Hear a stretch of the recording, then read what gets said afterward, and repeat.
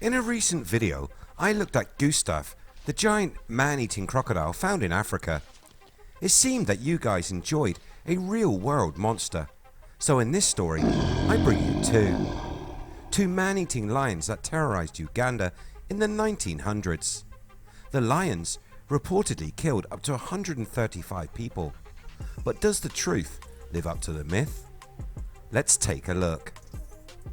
Welcome to IF, videos on history and mystery.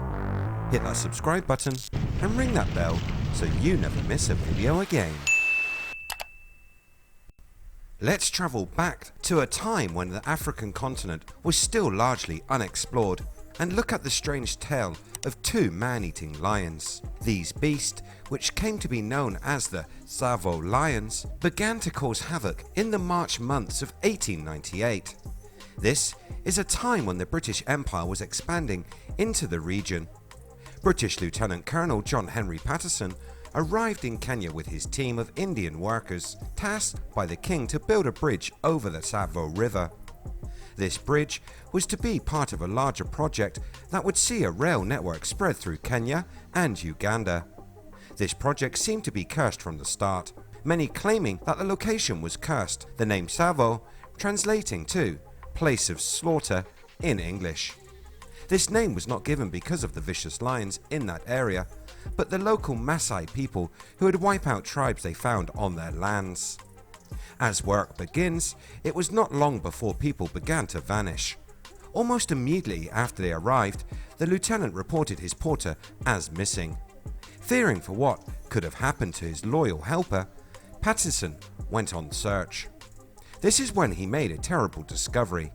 Not only did he find his friend torn to shreds, he also found what remained of the previous expeditions that had been sent to survey the lands of Tsavo. Lions were immediately suspected of killing these men and dragging their lifeless bodies back to the big cat feeding spot. The longer Patterson and his men stayed, the more their numbers dwindled.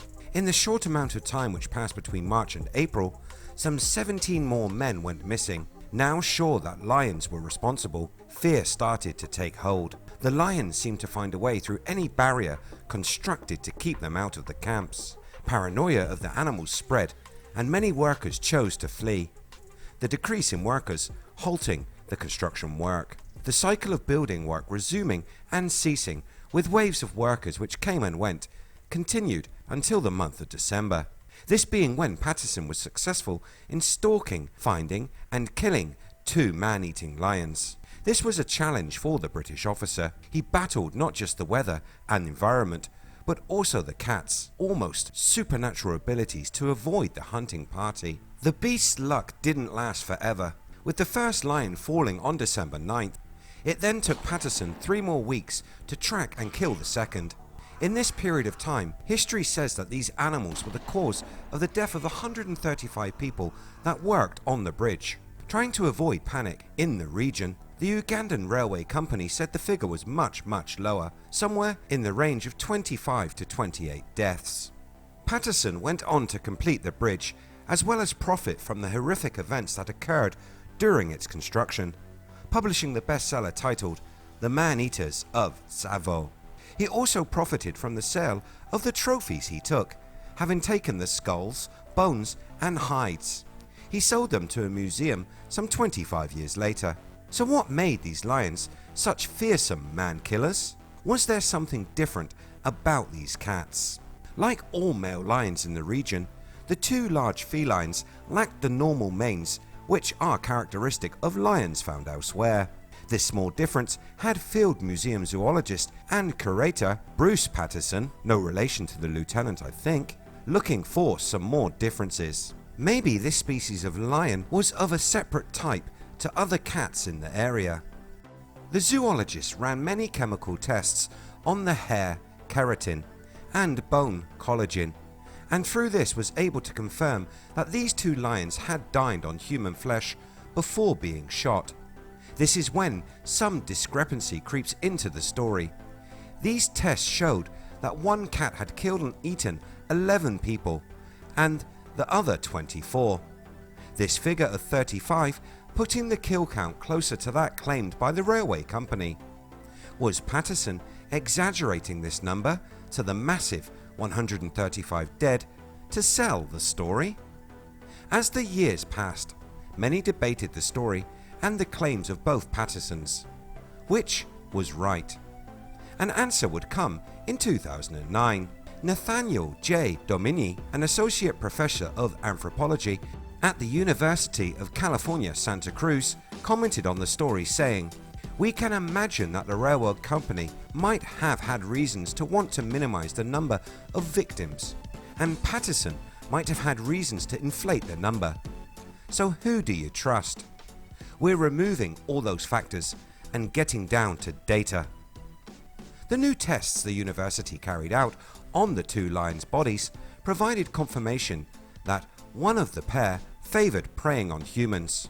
The processes carried out showed that half of the predator's diet during the 9 months before it was shot was made up of human flesh, the other half coming from eating local herbivores. The anthropologists did say that it was highly likely that these cats worked as a team to capture and kill the men. This in the same way other lions do when they hunt large African prey species like zebra.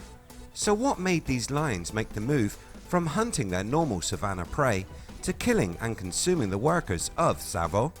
Zoologist Patterson and paleoecologist Larissa DeSantis returned to study the lions in 2017, and they found more clues as to why the cats fed on men in the animals' teeth.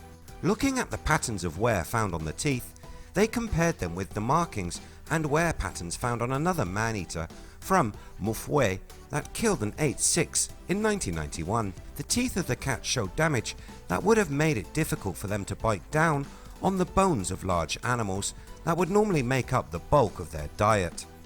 The Tsavo lion's dental injuries would have likely prevented them from crunching these marrow-filled bones. In this case, humans would have provided the animals with softer flesh. The lions may also have skipped eating the people's bones, the researchers speculated. This down to their jaw injuries that they found. This theory doesn't fit with the stories of witnesses hearing the big cats crunching on the bones of the men they caught. Paleoecologist DeSantis was interviewed by the Smithsonian magazine. They published his thoughts, the experts saying, "The man-eating lions have microscopic wear patterns similar to those of captive lions." Attempting to answer the question of why this man-eating behavior had first manifested, the two scientists highlighted the combination of bad teeth and damage to the skulls, particularly the jaw, as a reason. These animals would have been desperate for food, these injuries possibly making it harder to hunt larger game. This combined with a decline in the number of prey species found in that area at that time, and the arrival of the workers came at a perfect moment. A source of nutrition that was easily found in one place and was easy to catch. How could the cats resist? These lions have grown in legend since the 1900s. They have become almost mythical. They are a symbol of the old Africa standing up against the slow march of the British Empire. They have been immortalized in book and film, and the story still fascinates to this day. You can see these infamous big cats today. They are now caged behind glass at the Chicago Field Museum. The bodies of these once fearsome beasts now look a little odd. Taxidermy of the 1900s had a tendency to overdo it, leaving the animals looking somewhat unnatural and a sad shadow of the killer cats of legend. Had you heard of these man-eating lions? Have you read or seen any of the books or films about them? Would you like to see another video in this series?